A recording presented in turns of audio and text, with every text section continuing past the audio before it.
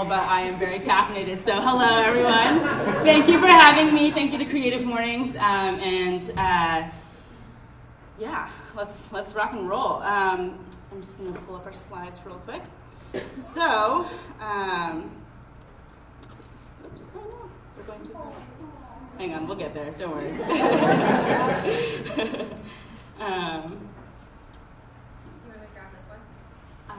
This should work, actually. Okay, yes.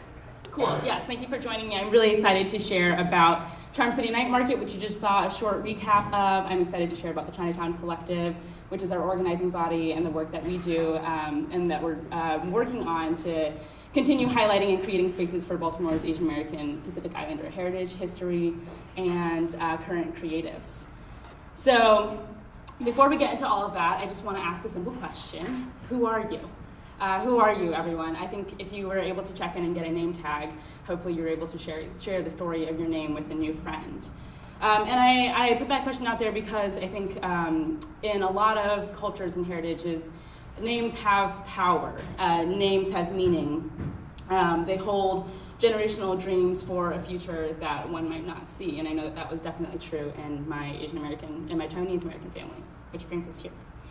My given name is Stephanie Joy Hsu. My parents chose Stephanie because it means crowned. It's derived from Stephen, the first martyr in the Bible, because my parents hoped that I would be a person of strong conviction. They chose Joy because they hoped that despite any circumstance in life, I would find satisfaction and fulfillment in my existence. My Chinese name is Xu Jiayi. Xu is my last name, and then in the Chinese naming convention, usually it's followed by two characters that your parents or your grandparents or somebody in your family chooses that denotes kind of a hope for you. So Jia is, here we go. Those are my characters. Woohoo. Jia is home. It also means family. Yi, again, means joy. And it's also the characters of heart for heart in Taiwan. Because my parents hoped that no matter how geographically distant I was from Taiwan physically, my heart would always know Taiwan. But despite my multicultural names, I really didn't embrace a multicultural upbringing. I very much was ashamed of my culture growing up. I remember being told that I had almond-shaped eyes, which is something that I'm still trying to understand. Yeah, I don't know, like, what is that?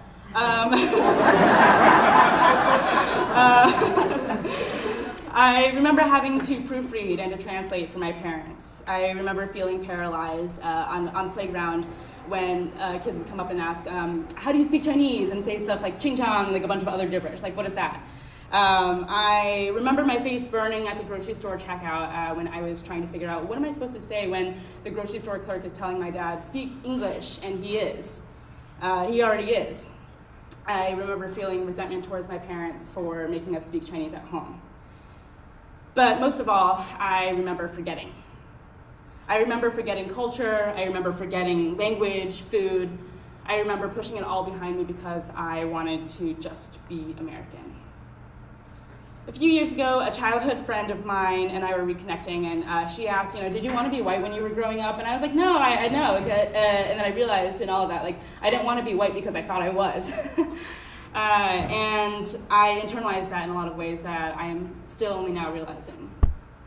So one of the ways in which, I kind of saw this duality play out in my life is this example of my Chinese school principal was terrifying. She was, and I mean, like, terrifying, right? So she, I didn't know how to interact with her in this setting, but when she came to teach at my very white high school, I joined everyone else in kind of mocking her because of her accent when she couldn't control the classroom. And that's something that I'm ashamed of, right? But that's also something that very much shaped my understanding and experience of what is an Asian American woman. In that frame, in my mind and my understanding, an Asian American woman was somebody who was at best ignored and at worst ridiculed.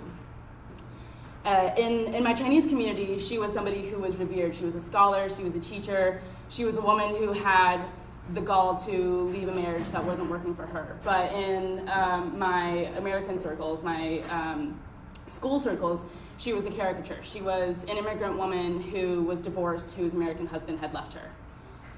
And with that kind of being my frame for what an Asian American woman was supposed to be or was supposed to look like, I very much kind of defaulted to these stereotypes of being quiet, of being deferential. And I lived that way in that lie for 20 years until I actually went on a trip back to Taiwan. There, I learned a completely different reality. In the country of my parents' heritage, I found a very matriarchal family line. I found women who led our family through the 19th and 20th century, the turn of the 19th and the 20th century. I admired the snappiness of my manager who controlled and commanded all 5'1" of her height and could literally talk down anyone, including our 6 feet tall white German male executives, which is fun. And in finding their legacies, I found my voice. And this was the first time that I was truly proud to be all of who I was. I didn't feel too Asian to be in America. I didn't feel too American to be in Asia or Taiwan. I felt very much comfortable with being a whole Asian American in both spaces. In this, though, it also sparked a flurry of other questions, like what other parts of my past or the general Asian American past do I not know about, and how is this supposed to shape or affect the way that I interact in my communities? Before coming to Baltimore, I was part of a national group of aspiring entrepreneurs moving to cities like New Orleans, Detroit, Cleveland, Pittsburgh, all of which are pictured here, actually. The Asian Americans of this group got together before we moved to our respective cities and asked, what does it mean to be Asian American and to engage in conversations about race where the conversations are really predominantly black and white? What we missed in our early conversations were 3 to 4 entire generations of Asian Americans who have called America and have called cities like Baltimore, New Orleans, Detroit, Cleveland, Pittsburgh home, and the lessons that we needed to learn from them. The lessons that we can learn of erasure, resilience, assimilation, and strength. We needed to include the past, their forgotten histories, their shared stories, their diminishing visions for the future. And in Baltimore, we found all of those through Kitty Chin, the 90-year-old matriarch of Chinatown. Through Kitty and her archive, she taught us about Homelet, the first Chinese-American boy to be admitted to a Baltimore City public school. This article right here, published in the Sunday Sun, titled, "Is He White or Is He Colored?" There's actually an article going around if you want to read it in full. There's a second similar story that was published about Sek Ailu, who is down here in the bottom right or left corner for you, when he was admitted to Poly. You can read the whole article and just kind of get a sense of what it was like for an Asian American entering the school system at this time. And frankly, right, it defaulted to he could be white, he could be admitted into these spaces. Here you'll also see in the center the journal turned de facto dictionary of Fang Li, who was an owner of one of the first Chinese laundromats here in the city in 1927. And you can see the day in the life of a Chinese American immigrant in 1927. He's navigating words like sheriff, disturbance, lynching. The question, is he white or is he colored, is the basis of our love as Americans for binary. It's a lot easier to compartmentalize humanity when you have us, them, black, white, right, wrong. The term Asian American was first coined by young Japanese, Chinese, and Filipino American activists in LA in the 60s in an attempt to create a cultural and lingual shift around a Pan-Asian identity. So, says civil rights author and activist Jeff Chang, who is a person that you should totally check out. He says, building Asian Americanness was a bottom-up project of unity and diversity. What could be more e pluribus unum than people from all these ancient warring cultures figuring out how to get along on American soil? And it makes you think of the question, who is us? How many of you have heard that Asians are good at math or science or STEM? Or if you identify as Asian American Pacific Islander, that hard work is the key to success? Not a trick question, right? We've all heard these things. These are the most digestible foundations of the model minority myth. The truth is, Asian Americans didn't start achieving economic success or overcoming discrimination because of sheer hard work. From the time of their arrival as cheap labor to build the railroad, the Chinese immigrants, who were known as coolies, which literally translates to bitter strength, they were viewed as the yellow peril, as perpetual foreigners. The Chinese Exclusion Act of 1882 forbade immigrants from entering the country legally. And in fact, Chinese immigrants and other Asian Americans weren't allowed in the country legally until 1943. In his autobiography, Malcolm X even mentions a Chinese store owner who put a sign up during the groundswell of the 60s saying, "Me colored too." So how do you get from here, right, all of these images of the yellow peril to this idea of the model minority? In the 1960s, when Asian Americans were pooling and beginning to create a new political reality for themselves, the then Assistant Secretary of Labor decided that it would be a great idea and in the interest of white America to pit Black and Asian communities against each other by saying that the Black culture, quote unquote, of matriarchy was the source of, quote unquote, their deterioration, right? And then you have media supporting that. You have the magazine, the U.S. News and World Report saying, at a time when it is being proposed that hundreds of billions be spent to uplift other minorities, the nation's 300,000 Chinese Americans are moving ahead on their own with no help from anyone else, which we know to be false. We got to our status of model minority because America knew when and how to include or exclude different cultures in its own for its own purpose of preserving whiteness.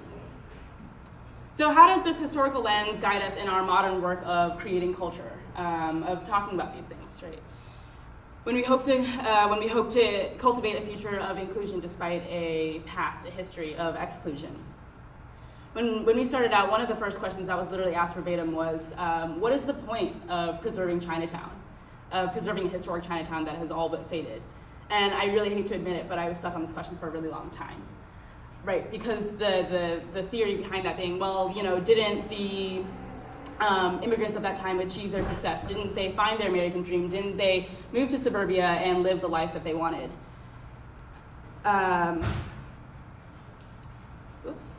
For me, though, the answer really lies in this article. So this article was published in the Baltimore Sunday Sun about 61 years ago, and it just says, the old people cling to tradition, the young strive to Americanize. Both groups succeed, but neither succeed entirely. This was 61 years ago. 61 years ago, we were having the same conversation that we're having today. And instead of seeing success now in only the binary of either holding on to tradition or completely dissolving yourself in something that, in a culture that's not your own, what if we created something wholly different? When Kitty and her husband Calvin were leaders in Chinatown, they saw a future that was Pan-Asian. They created a forum, the Baltimore Asian Trade Council that you can see here, that brought together leaders from Korean, Vietnamese, Indian, Filipino communities. And it's the same spirit of inclusion now that guides us in our work to expand on this vision by asking, what does AAPI cultural exchange look like? And specifically, what does it look like between AAPI communities and communities of color in Baltimore City? We have to start with our own stories. So I'm just going to take a pause right here. All of my friends who are here from the Chinatown Collective, if you could please stand. Or do whatever makes you feel comfortable, thank you. We have to start with our own stories. We all start with our own stories. The Chinatown Collective, like I mentioned earlier, is an organizing body committed to creating these spaces for these kinds of stories and for creating platforms for those of us who identify as Asian American and are creatives as well. But first and foremost, in all of this, we are a group of friends who felt the itch of figuring out where do we belong. Leandro, in his sheer dedication to exploring the cultural significance of food, has opened doors to dialogue, to more dialogue, really, than we know what to do with. Erica and Charlie push us to think about our MVPs, our artists and chefs, and how they interact with the night market. Pam and Harrison make sure that we are still taking care of ourselves in all of this. Jamie's West Coast roots and perspectives influence our street style and sensibility. Marissa is so gifted in telling our stories of shared connectivity and community. Rachel will always keep the party going, always make sure that we look good doing it. Daniel reframes how we think about artists and creating spaces for AAPI artist commentaries. Steve and Ephraim, Ekuben boys, are our backbones. Robin's ties to DC's Chinatown allow us to keep on thinking about how are we framing our conversations. Dan's knowledge about and passion for Korean food and all of its intricacies allow him to really capture some really amazing deep stories. And Ray and Julie are the proud parents of our good luck charm, Levi, who was born just nights before the first night market. This doesn't even begin to, though, encapsulate our friends in the industry, in the restaurant industry, or in the many photographers, videographers, and other artists who, like us, desire to create a space for their own stories. In Baltimore and everywhere else, cultural exchange happens through individual friendships, through inviting friends over for dinner, for dance, music, and other cultural traditions. But on a large scale, we collectively decided that we need to have more spaces where we can publicly create our own collaborative future. Charm City Night Market was our first celebration of that conversation. On September 22nd, 2018, 12,000 of you showed up and answered that question of what is the point of preserving the history of Baltimore's historic Chinatown. We saw families, we saw babies in strollers, we saw grandparents watching their grandkids on a platform, on a literal platform created for them. We saw vendor after vendor sell out. We saw Katie Chin and restaurateur and friend Sony Florindo reunite as they saw the realization of these multicultural visions. We saw 12,000 people answer that question through shared stories, smiles, and memories created. But we're not done. As we progress, in order to continue being inclusive, we have to think about what does this space look like a generation from now? Cultural consumption is not cultural exchange. Cultural consumption is not cultural exchange. And cultural exploitation cannot afford to be mistaken for cultural exchange either.